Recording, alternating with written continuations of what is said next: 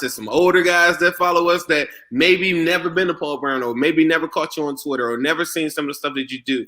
Tell everybody, like, what's the background? How did you get this involved with the Bengals? Man, I don't even know, man. It's just a love and a passion for the team, man, taking it to another level, man. That's about it, man. But shit, ever since I've been little, man, I've been in it like this, man. So I wish we had social media back in the day. We would have had a lot more fun or a lot more trouble, depending how you look at it. But no, man, I've been a fan since I've been 10, man. And, I built some relationships within the organization over the years. And, I ran their fan club from 99 to about 2003. It was run by the fans for the fans, but we needed NFL sign off, Bengals sign off. And so through that, we made a lot of good relationships to the organization that are still there, that just a lot of good people in the front office, and got to meet people like you guys, man. You think you're the only a Bengal fan in certain areas, but man, through that fan club time, we realized it wasn't just a Cincinnati thing or throughout the country, man. Man, we had people coming to our tailgate over the years from 43 states and 28 different countries. So wow. Bengal Nation, it's not local, man. It is worldwide, and it's no joke. And I know, Zim, I think you were in London. I'm about to say, you remember how I met you? Yeah. I met you. It might have been a couple drinks in. I think it might have been. Man. Might have been a couple drinks, but I definitely walked into you at the bar, and and it was all love. It was positive, and I remember I remember when I met you. I had never saw you that close before. I saw you at a tailgate before, but I do remember meeting you somewhat at the bar in London. Yeah, man. So you got to see it, Zim. Bengal Nation's worldwide, man. It's no joke, man. People can say what they want, but there are diehard fans all over the place. Yeah, definitely, for sure. Like me being from Cincinnati and growing up there and seeing all of that culture, and then moving to Florida and then seeing like so many Bengals fans down here, it just kind of threw me off. Like I would go out and just see, of course, like Bengals car decals and stuff like that. And I'm saying a who dey, and I'm having conversations with guys here at the Publix. And it's always like, how are you a Bengals fan? There's always either some kind of tie to Cincinnati, or it was that they like Chad Johnson, or it was just that they just fell in love with the uniform. So that's like the dopest part, because me and my wife, she's from Detroit. So she's like a Lions fan. So she's not really into the Bengals per se, but we went to a Jacksonville game down here, and it was like preseason, and people were like, why are you going to a preseason football game? I'm like, it's the Bengals. This is my team. They don't come to Florida like that. And it was funny because when I went to the Jag Stadium, it was like Bengals fans took it over. It was insane. There were a whole bunch of Bengals fans there. We were cheering and everything. And at halftime, we went out, and you just see all of these like Bengals fans, and my wife was like, you guys like really turned out. And I'm like, yeah, we have some diehard fans, and we're not just in Cincinnati. We are all over the place. True. They and the NFL can their narrative, the Green Bays and the Pittsburgh. I'm telling you, man, I've been to 28 different NFL cities, and Bengal fans travel. Let me tell you. Yeah, we do. Am I the only one that I hate that question when I get it the condescending way when somebody meets me and they say, how do you become a Bengals fan? The reason I started my page and social media, whatever, is so I can eliminate that. Like when you meet a Steelers fan or whatever, like nobody ever says, how do you become a Steelers fan, right? They just accept it. And I think because the history is just like so unlucky and so, unfulfilling for some or whatever, it just raises this question. You got this national narrative that, did you see the tweet where the guy's saying the thing about the Chiefs? He's like, oh, this is what the offense would look like if Joe Burrow. And I mean, I don't know, and I feel like those are some of the reasons why when we look at the Hall and we talk about some of the guys that we're going to talk about today, I feel like we get slighted because of this national joke that just keeps on getting perpetuated until all of these people that casually just watch football or don't watch the Bengals. Because had you watched the Bengals today, in no game was Joe Burrow running in circles. Was he hit? Yes, he was. Did he drop back a lot? Yes, he was. But he wasn't running in circles looking like Pat Mahomes was with that line. The line was never that bad, in my opinion. Hey, Zim, Ace, but you know what? Hey, just wait till next year. The joke's on them. They're not going to be asking us anymore because it's going down next year, man. Yeah, right. 100%. Sure. But I talked about briefly just about the Hall of Fame slate or whatever. You had a show. I think it's been about 2 or 3 weeks now. But just talk about you do a show all the time. Let's get that clear for everybody. But you had a very special show that I tuned into. I didn't get a chance to catch all of it. But tell everybody about everybody that was on that panel because it was star-studded. Man, it was total beyond what we could even thought it would turn out to be. So we did a Super Bowl 16 special where we had a lot of relationships with all the former players. So we had Chris Collinsworth on, Ken Anderson, Anthony Munoz, my man Pete Johnson, Reggie Williams, Pat McAnally. I'm forgetting somebody. We had 7 of them. But we had all these guys on the screen at one time. And our biggest concern was were they going to step on each other? They couldn't get a conversation It was I'm sorry, Dave Lapham was the 7th on there. We had Gary Burley was supposed to make it. Gary Burley was kind of a backup lineman in 81 and 82 at that point. But man, the conversations, the stories, I thought I've heard them all. And that show, that episode, man, we went way long. We were talking before we came on air tonight about trying to stick to a schedule. Man, we just let it go because those guys just had so much fun. And to hear some of the conversations and those guys banter back and forth, how they were, Chris Collinsworth was kind of nudging Pete a little bit about wearing pantyhose in the freezer bowl. And Pete was, he goes, Chris, I ain't wearing no pantyhose. What are you doing?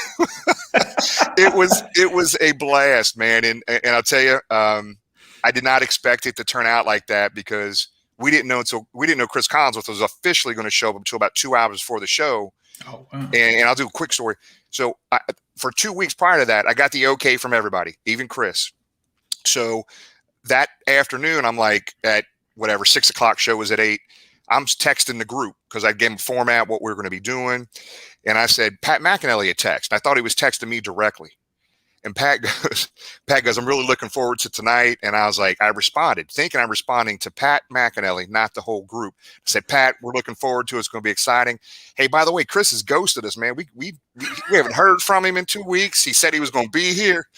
And I sent it. And like a second later, Pat texted me directly. He says, I bet you get a response from him now. And then Chris came like 2 minutes after that and said, guys, I wouldn't miss this party for the world. And I felt way better after that. Right. Man, isn't it crazy though? I know H, I'm sorry, but like I think about Chris Collinsworth and I think about like the evolution of PFF, and I just think about like all these different things that he's been a part of, and it's just so crazy to see like him at this state in 2020. Like like I don't know, like I wasn't really old enough to really witness him, like from that standpoint. But when I asked like older Bengals fans and they tell me about like how good he was, it's just so crazy to like see the perspective in the businessman that he's turned into. Like, yeah, and it was cool to see him outside the TV environment. His announcing, he was just kick back, having fun. The whole night on that Super Bowl special. But if you guys haven't watched that show, man, if you're watching right now, that is one. You don't have to watch anything else. You will have a smile on your face the entire time. I got a text message or an email from the organization yesterday. A lot of people in the front office got to watch that episode. They loved it, man. It's a great one. Yeah, it definitely was a great one for sure, bringing all of that history back. One thing that I want to ask you about, because I think you do a great and wonderful job about giving the kind of what it was like to be a Bengals fan in the 70s and 80s and from that historic standpoint. For someone like me who kind of came up through like that 90s era, I haven't really seen this success outside of like 2005, 2015, but that's nothing compared to actually going to a Super Bowl. Could you just talk about like that run? What was it like back then for those who may be too young like me to know what it was like to go to the Super Bowl or to have that kind of team and that kind of star power? You talked about Ken Anderson winning the MVP. What was that like to be a Bengals fan back then? Yeah, that's crazy. Like in 81, I was 10 years old. That was the first year I ever really got to watch football start to finish. Just hell of a year to start watching it the way I did. The only thing I just remember that year, I remember bits and parts of the games and a lot of different things that happened. But the thing that really sticks out to me the most is, and again, I didn't get outside of Cincinnati at that age, but I've never seen this city the way, I mean, we have the Cincinnati Reds here, who I love the Reds. We have the UC Bearcats, Xavier Musketeers, love them all. I'm a homer when it comes to sports here in Cincinnati, but I've been to the Reds. I've seen the Reds win World Series, but this town has never been like it was when the Bengals went to the Super Bowl in 81 and 88. Like, I can't even begin to tell you how crazy this town was. But, to the rookie Chris Collinsworth, everybody loved that dude. Ken Anderson. And then we got to they had some good years in the mid 80s there as well. 87, they should have made the playoffs. But in 88, the way it all came together in 88 was special as well. But man, I don't know how to explain it, man. It just, I remember when I was real young, I was 16, I could get a job. The first job I got was being selling peanuts and pop at the Bengals and Reds games. And the only reason I got it was to go down, I would sell, make about $60 the first half. And the second half, I'm walking around watching the game when I'm 15, 16 years old. That's why I got the job. But the city was crazy, man. And the Super Bowl runs that, when you talk to a lot of people around the world, how they became Bengal fan, the first game I ever watched was the Super Bowl in '88. I get a lot of that, and it was awesome. And then all three of us got to experience that '90s, which was, thank God for Jeff Blake and Corey Dillon and those guys later in the '90s, but Dave Shula's and the David Klinglers of the world, that was a debacle, the lost decade. But the '80s was awesome. I was too young to remember the '70s. I never really got to see the Bengals playing the old pumpkin head helmets like over my shoulder here. I'm intrigued with the '70s and the history and the great teams that they had in the '70s that totally just get lost in history. And one of the things we're trying to do, myself, James, Jamie, and Tom, is keep that history alive, man. The team's doing a lot better job of that right now. But how can we start, just educating and help people understand that '70s and '80s and even the '90s, as bad as we were, we had some damn good ball players, guys. Right. No, that's for sure. That was one of the questions I was going to ask you, is that, there's a lot of pessimistic Bengals fans currently right now. There's probably some in the live tonight, right? At this lowest point, and I know you, and every single time that we talk, it's always positive conversations. At its lowest point, did you ever feel like maybe I get a second team? Maybe I think of, something else or anything, because I do meet people that say, hey, this is it for me. Or, oh, the Browns are my second team, or the Bills are my second team, or weird, well, not weird, but things that are unnatural to me.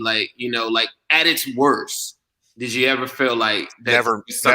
Never, ever, not once. I will tell you. Why? Why did you feel like that? I don't know. I think it's it has to do with, I'm a Cincinnati guy through and through. And I will never, ever root for a football team outside this city. Is the way I felt. But I got to see the '90s as it got later in the '90s and early 2000s. Different people had breaking points, man. They were done with it. And I got to see that over the years and over the decades. Some people were just done, tired of the losing, or tired of not winning a Super Bowl, or, the old '90 narratives, which is all gone. They're still living in the past. I don't know, man. It's just me, man. The passion and love I have for this organization, this team, the players. People can say anything they want, man. I'm here regardless, win or lose. And it is funny, though, how you hear that, like the Cubs fans, baseball, as awful they were for decade after decade after decade. Oh, those are the most loyal fans in the world. Bengal fans, the last decade, it's been 30 years since we won a playoff game. We are the most loyal fans in the world, guys. Let me tell you, I love this city and I love this organization. I love the team. I am ingrained in this, man. I'm never leaving. No, I'm with you, Bengal Jim. It's funny because those early 2000s and late 90s, that was when I became a fan, and that's what kind of made my fanship so strong, because it's easy to cheer for a team when they're successful, right? Like when the Patriots started getting good, talking about the Drew Bledsoe era and stuff like that, it's easy to jump on a bandwagon for a team like that. I remember what Jim is talking about. That was the lowest point, was the early 2000s. That's when a lot of people in Cincinnati were just giving up and stuff like that. You're talking about Gus Frerotte. These were bad teams, like Achilles Smith, all of those guys. And so I remember being at an age where I was more into knowing what was going on with football at that time. And that's when I moved right back to Cincinnati around probably say 2001, 2002. So I was more aware of what was going on, and that made me appreciate it, to where in 2004, when we go 8-8 with Marvin Lewis, I'm celebrating like it's a Super Bowl. I'm acting like it's a Super Bowl, because it's I'm used to winning 1 or 2 games a season. And then it goes into 2005, where for me, for my era, that was when the city was going crazy, when we had Palmer, the whole city had the energy. People who had given up being Bengals fans were going in their closets, pulling out all of their old jerseys, throwing them on. The whole city was recharged. I remember that. Yep. And to just go from where we were to where we are and where we've been, it just made me appreciate it more, because I remember how bad it was. I went to the Corey Dillon game where he broke the record because no one wanted the tickets. People were give me Bengals tickets back in those days. And I remember being at that game, and I didn't even know at the time until like probably 15 or 20 years later that was the first win in Paul Brown Stadium. I didn't even know that, like, when I was at the game. And I remember that game, and I remember like how the crowd was, and other games that stick out to me too. I went to another one where it was like Rudy Johnson. It was the game where Corey Dillon gets in an accident on the way to Paul Brown Stadium. Rudy Johnson comes in. I remember being in the stadium where they created the Rudy chant. I was at that game. I think it was against the Seahawks, Sean Alexander or something like that. So those memories, man, they just, I remember how bad it was with Dick LeBeau. I remember all of that. So that's what's going to make it that much sweeter, Ace. When we win this thing, oh my gosh, I will be crying like a little baby. I'm just telling you right now. For sure, man. That's my message to so many people. And I think, like, I think a lot of people that follow like how I be, like I'm from DC. When I was traveling like with my dad across the country, found out I had family members in Cincinnati and stuff. I was originally a big time Bearcats fan, so I was going to a lot of Bearcats fans.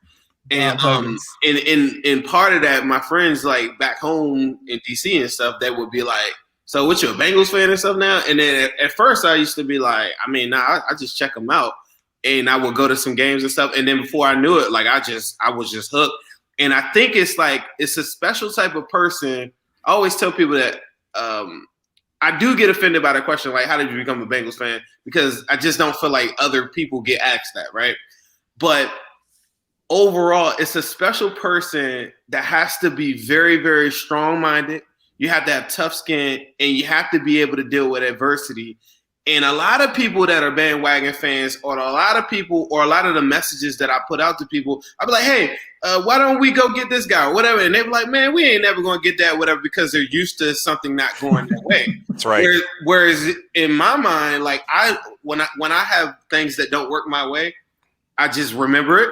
I learn from it, and I just keep on going. And I just been like that my whole life. And I just think it matches up with like what the Bengals were, like all that time. And I would look at these teams, like even teams, and when I really, really got engulfed and I started like really, really digging into Bengals, like football, I would go look at teams that I'm like, damn, that team, like they had this guy, like, start finding out about Ken Riley, Max Montoya, like they had these guys and they didn't win a chip, like, and I'm just thinking like, this is like the story of my life, like I've got all the talent. I got all the pieces. But I was just missing one different thing, and I just feel like it aligns with it.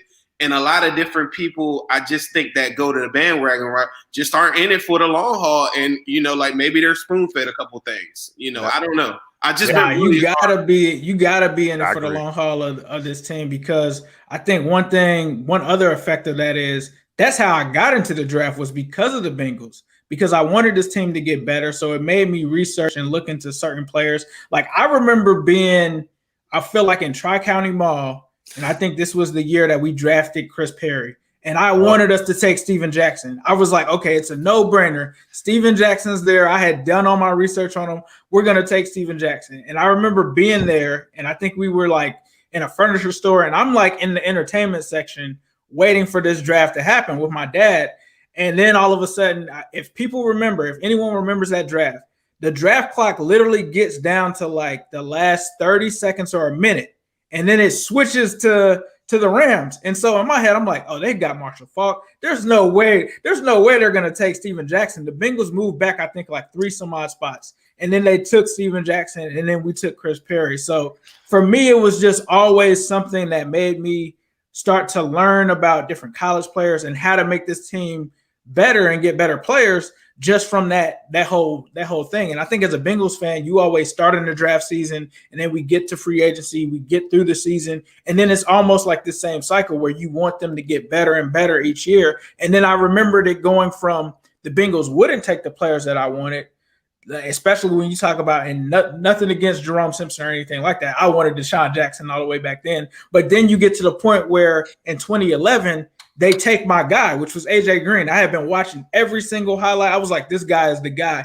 And they took him. And I just remembered the feeling of joy that overcame me. Like I literally jumped off of the couch and jumped in the air when they drafted this guy. And that was kind of the progression of where it started, is like how we're talking now. If they take Jamar Chase, Zim is probably going to jump off the couch, right? I remember a time where I was going to go there with that. But no, but I'm a pin that guy too. And not to cut off your thought, Ace. No, go ahead. Please continue that thought. But I do want to ask Jim, like, what is some of your favorite drafts? Like, because I feel like that's a good one. Like, where's one that maybe you just knew, like, this was the one, and you were, like, so pumped up about? It's funny. The ones I were pumped up about probably didn't turn out the best. So I remember being just hyped up when they drafted, when they made that trade up to get Kajana Carter. Okay. I was geek because that was my guy in college at Penn State, man. Again, he got hurt. It was everybody's guy in college. Yeah, I love Kajana, man. And I guess really beyond that, I guess the draft with the Carson Palmer pick was the pick I was excited about. I just remember hearing Dave Lapham and all these guys on the, all the local sports guys talking about the Bengals will win some rings with Carson Palmer at quarterback soon, within the next so many years. So I would say Kajana Carter, for some reason, I was so jacked about, and I was pretty pumped about Carson Palmer when they drafted him as well. So I was pumped about I don't think I've ever admitted this publicly. Oh, it was him. You're right. So I forgot about P-Dub. Literally, I thought like I got 2 Ward jerseys as soon as that was my first Bengals jersey, was a Peter Ward jersey. So I remember when he got drafted, we had a draft party down at PBS for him, PBS, and then we drove down to the airport, Lunken Airport, when he got off the private jet, and we had a group of fans. So we got to see him come off the plane as he was getting in the car to head to Paul Brown to sign the contract. So that was awesome. P-Dub was a good one too. P-Dub was a good one. I haven't admitted this publicly, but one that I was like super excited about, Ray Maluga in the second round. I was pumped about that pick. But I'm not gonna lie. That was a good pick though. Like a lot of different people that criticize sometimes when I'm like kind of high up on a guy or something like that, or he might have had a couple good years in the league, or I'm looking at the average shelf life of a lot of these guys. It's very, very short. For Ray Maluga to do what he did in the league for that amount of time at that position. Yep. I don't know. Depending on who you ask, do you consider people that get hurt a bust? Like, that's a question that I always ask people. Like, so me personally, so they always call Kajana Carter a bust. I'm telling you, I'm sorry. If he doesn't get hurt, he was a different ball player in the NFL after he got hurt, man. Again, it was too early, got hurt. We used to sit by his family in the old Riverfront Stadium Synergy Field. People call him a bust. I do not consider him a bust. I do consider people like David Klingler a bust and Achilles Smith a bust. I do not consider my guy Kajana Carter a bust, but that's a great point, Zim. I don't consider Peter Warrick a bust either. Like a lot of people are like, "Oh, Peter Warrick was a bust." I was like, "No." Do you remember when he was coming on, like that Kansas City Chiefs? Like literally the year before he got released, he was coming on, and then he ended up having like that ankle injury, and they ended up moving on from him. But I couldn't believe, like, I remember I had mentioned something about Peter Warrick, and I was shocked to see like the negative words that were said about him. I was like, P-Dub, like the last year that he was here, he was coming on. Can you imagine? I just think that, there's different eras of football, man. I think P-Dub in today's era of football would be outstanding. I mean, outstanding. Yeah, I'm with you. I love P-Dub too, man.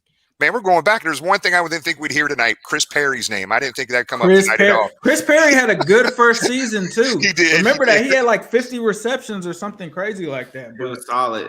Yeah, that first year. Let's move forward to 2021. Let's go 2021. We talked about the past a little bit.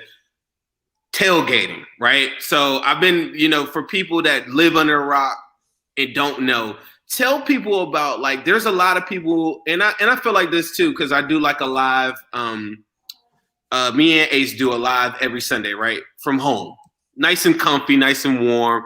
A lot of people that say, man, I'd rather watch Bengals games at home.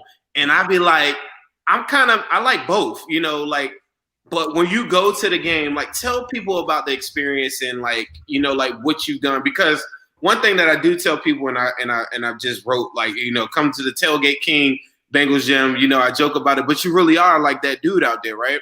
But tell people like what could they expect coming to Paul Brown, like hitting that parking lot? Yeah, so a normal non-COVID environment, man. we're down there 7, 8 o'clock in the morning. It's an event, man. So when football season comes around, I'm telling the people at church, they say bye. We'll see you after football season. But it's an all day event. It is friends, family, all ages, all walks of life, people that we would have never meet outside of football, like us three. We meet, have fun. We have Margarita Towers, Bloody Mary Bar. I got a real good friend of mine, who's the owner of a brewery here in town, 16 Lot, who brings beer down for us. We have tons of food, great music when I'm playing the music, not James. When my buddy James got it, he's playing some country stuff, but I got the good stuff, guys. But we have fun. We got a lot of former players that come down. It is just a great time, a great event. We start packing up about 20 after 12:30ish. We get in right about kickoff. But it's a great time. We do a lot of fun events. We have a lot of media come down and join us as well, but a lot of former players. But we have people coming in from all over. Like I said earlier, man, we have this giant map of the world and the country on there, and people come down and put a pin where they're from. And you should see this map. It's crazy. 40-something states, 43 states, I think 23 to 28 different countries. It's a fun time. And usually when people come in, guys, it's if they're coming in Saturday, I'm taking them out Saturday. We're doing stuff Saturday as well, showing them around town.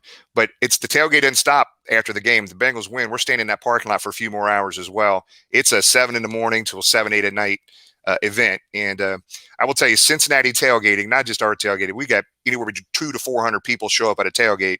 And you don't have to pay to get in. You just come, show up, and have a good time.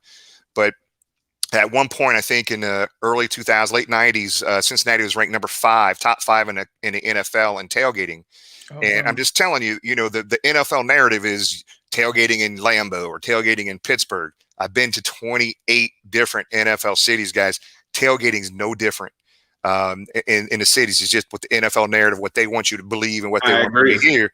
But I'm telling you, man, you will get a lot of unique experiences, and our tailgate is just one of many. But we have so much fun down there, guys, and I love it, man. It's a passion, it's a fun time. And remember, it's not just me, man. We have a group of people that put up this production that we put on. Man, it's a big time event, and we have a lot of people involved helping. Wait till we connect our worlds in it. It's going to be on fire because I got some ideas. I got some stuff. So we're going to talk off air too about this stuff too. But wait till we connect all our worlds and we get everybody on board with that. Oh, we got to talk. Oh, definitely. So, Jim, I gotta ask you. Obviously, the draft is coming up. Who do you want at 5, and what do you think the Bengals should do just in this draft? So here's what's tough, man. I love the draft talk, man. I'm a draft geek, but I can't determine what's going to happen in the draft until I want them to do a draft until free agency is done. So right. So here's my take: if they can sign one of those, Tooney or Sharif or Trent Williams.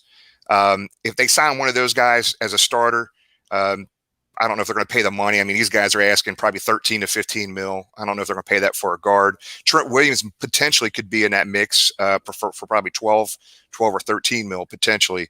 But if they get one of those guys there, I still think if Sewell was there at 5, they take Sewell, even if they get one of these guys. Man, I'm not mad. In my opinion. Now, I know you love the receiver, Zim. I know you love Chase. I love the receiver. I love Chase, man. It's a deep receiving class as well, too. Exactly. So I think, the biggest needs for us is going to be, in my opinion, is getting pressure on that quarterback, the edge rusher, and our offensive line. So we've got to get one of these 3 guys in free agency. They're going to get one. Yep, I think they will. I think they will. And my argument to people, and it's not even an argument, it's just a thought process. Even if you go that route, and I saw the news earlier that Motown is probably going to get franchised. That's the tackle I've really, really been looking at. But yeah, he's going to get franchised. But even if you get Trent, even if you get Tooney, don't stop there. Exactly. Just get that guy, maybe get a mid-tier guard or something like that. So now Xavier Sulafilo, Spain, and Adeniji, who they have listed as a guard now, they battle it out with the new guy, right? Then you go, but before you even get to that point, you go to the draft. Now the board's wide open. Now I don't look crazy looking at Jamar Chase just exactly the same way. I wrote a tweet earlier today and it got a lot of traction on it, but I was saying people that are just poo-pooing this whole Jamar Chase at 5 or whatever just because we need a line, right? there were people in the AJ Green draft I remember that stood on the table for Tyron Smith. I remember that vividly. They wanted him, Patrick Peterson. It was a couple of other guys that wanted him. But AJ Green was presented to us on the board. They felt good about their line. And I just want us to feel good about the line going into it. If they got Trent and then they came out and go get Panay as well, so be it. Now it's a position of strength. I can run the football wherever the hell I want. I can pass the floor. I got time. And then I go later on in the draft and go get a wide receiver. I just wanted people to be open to the thought process of you don't want to go into the draft thinking like the average fan has been messaging me and saying, Panay's got to be the pick. But what if Panay's not there? Like he might not be there, man. He might not be there. So to pigeonhole yourself mentally into this, like get your hopes up on that, and then it's going to be looked at like you reached for Slater, even though I think Slater's good, right? But either way, you can't go into the draft just thinking like I'm going to go get this one guy. I just want the board to be open, and that was the message. Yeah, good point. Good point. I mean, there's probably going to be four tackles taken in that first round potentially, and then you got some good guys that that are probably playing tackle right now that will probably play guard in the NFL. And as that are reaching the second round, when you got is it Leatherwood from Alabama? That guy's a beast, man. And now he might be more suited to play the inside. I want to move in the guard for sure. Yeah. So I mean, there's some. It's some guys. I'm about to drop a video on Wyatt Davis, guard. I really like. I'm gonna drop it later on tonight. That's another like.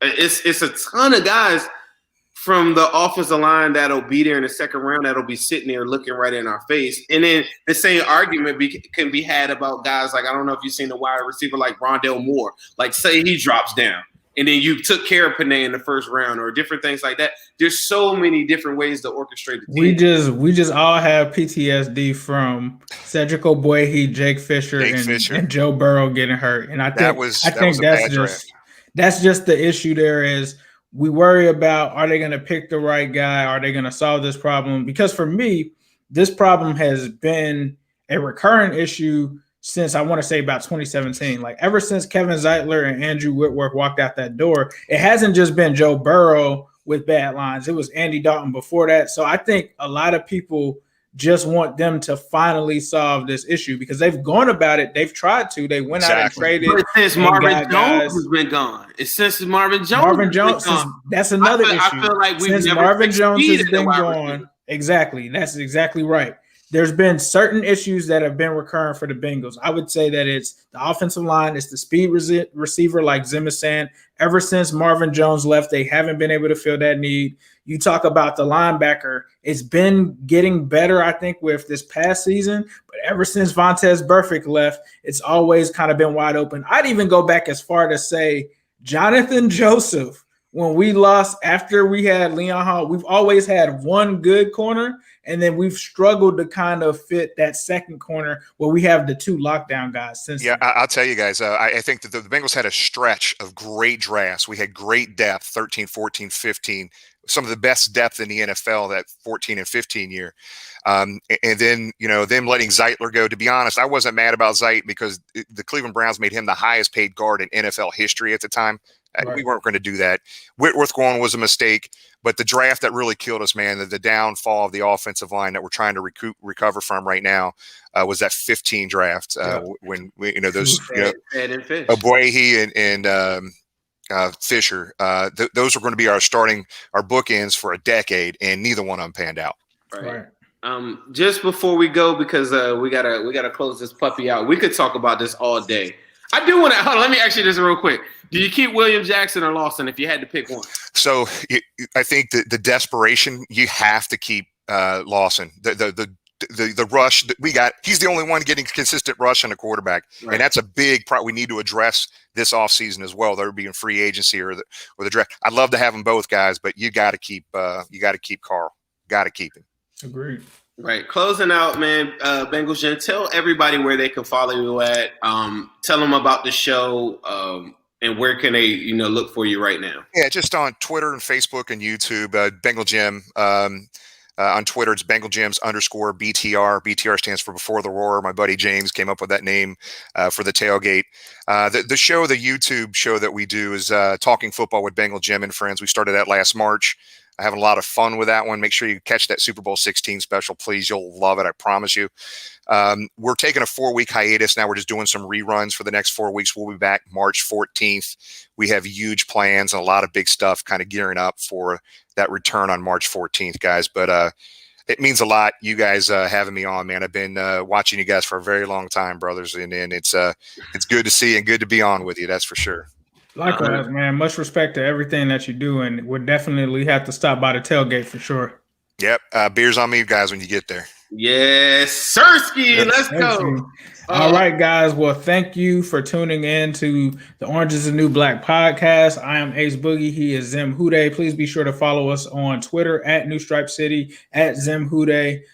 Thank you guys for watching. And as usual, Hude. Hello, world. What separated your deep ball from everybody else? My deep ball, it has a little secret sauce to it.